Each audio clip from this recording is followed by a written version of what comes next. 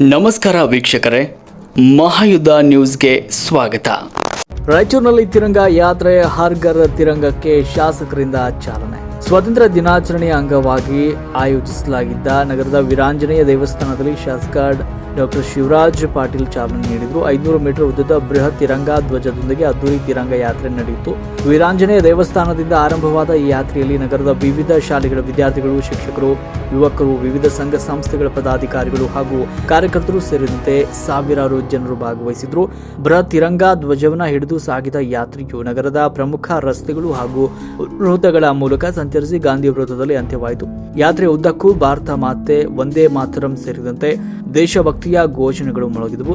ವಿದ್ಯಾರ್ಥಿಗಳು ಹಾಗೂ ಯುವಕರು ರಾಷ್ಟ್ರ ಧ್ವಜಗಳನ್ನು ಹಿಡಿದು ಉತ್ಸಾಹದಿಂದ ಸಾಗಿದ್ರು. 500 ಮೀಟರ್ ಉದ್ದದ ಬೃಹತ್ ತಿರಂಗ ಧ್ವಜ ಯಾತ್ರೆಯು ಪ್ರಮುಖ ಆಕರ್ಷಣೆಯಾಗಿತ್ತು. ಸಾರ್ವಜನಿಕರ ಗಮನ ಕೂಡ ಸೆಳೆಯಿತು. ಇನ್ನು ಶಾಸಕ ಡಾಕ್ಟರ್ ಶಿವರಾಜ್ ಪಾಟೀಲ್ ಅವರು ಸಂದರ್ಭದಲ್ಲಿ ಮಾತನಾಡಿದರು. ವಿದ್ಯಾರ್ಥಿಗಳು ದೇಶದ ಭವಿಷ್ಯದ ಶಕ್ತಿಯಾಗಿದ್ದು, ಶಿಕ್ಷಣದ ಜೊತೆಗೆ ಸಂವಿಧಾನ, ಪ್ರಜಾಪ್ರಭುತ್ವ ಮತ್ತು ರಾಷ್ಟ್ರೀಯ ಏಕತೆ ಹಾಗೂ ಜವಾಬ್ದಾರಿಯುತ ನಾಗರಿಕತ್ವದ ಮೌಲ್ಯಗಳನ್ನು ಬೆಳೆಸಿಕೊಳ್ಳಬೇಕು ಅಂತ ಸಂದರ್ಭದಲ್ಲಿ ತಿಳಿಸಿದರು.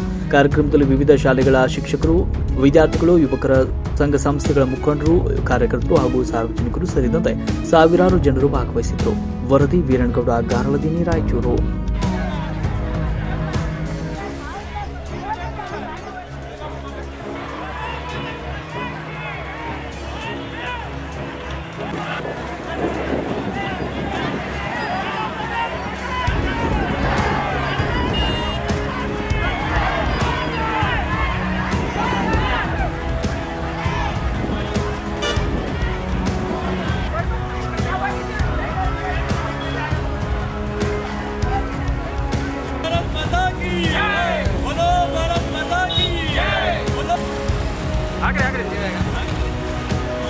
पटेल की जय। बोलो भारत माता की जय। वंदे मातरम, वंदे मातरम, वंदे जय। बोलो भारत माता की जय। बोलो भारत माता की जय। वंदे मातरम, वंदे मातरम. ಪ್ರತಿಯೊಂದು ಮನೆಯ ಮೇಲೆ ಧ್ವಜ ಹಾರಿಸಬೇಕು ಅಂತ ಹೇಳಿ ಸಮಸ್ತ ರಾಯಚೂರಿನ ಜನತೆಗೆ ನಾನು ವಿನಂತಿ ಮಾಡಿದ್ದೆ.